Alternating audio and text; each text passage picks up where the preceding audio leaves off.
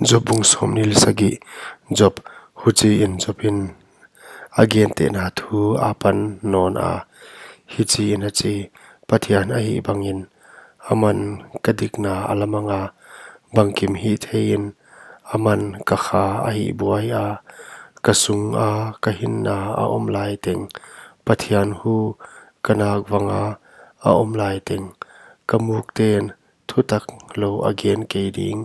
kalei in leng khem na thu again ke ding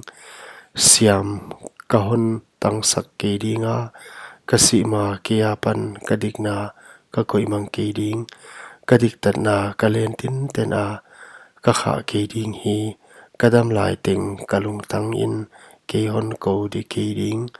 kamel ma gilo bang hi hen la ke do dinga tho mi dik tat lo bang hi hen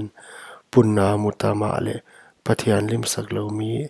lamet na pathianin akha alang mang ngal in bang aya atunga boina atun in pathianin akiko azadiam bangkim hi thei a nuam asa in chiklai pe in pathian asap nuam asam diam pathian khut tung tanga nang kaun sin sak ding bangkim hi thei kyanga om ken ka im ke ding hi ngai un no teng tengin huai namuta wa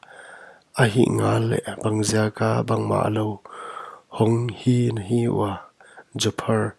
yai pathian la ka mi kilo tan tuan le nuai se a hat mi te go tan bangkim hi the apan amu u a hi ata te apun le nam saw adi nga hi wan aswan tang ho in atai ke ding hi anunga omlai te hileng in avui dia me amei thai te u ka na abol ke ding u levui bang a dangka vum in tungman bang in puan sil bol ma le abol thei hima le midik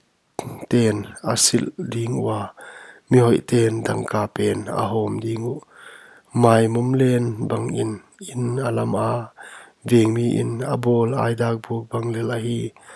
hausa in aluma hima le khup in a om ke ding amit ahaka wan ama a om ke tuite bangin alaw na ten ama apha a zanin hui pi in ama agumang hi sualam hui in ama apomanga apai mang hi huchi in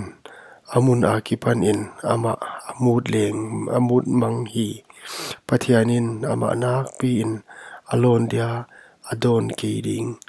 akhuta pan atai mang ding hi mi ten ama akhutu abet khum ding wa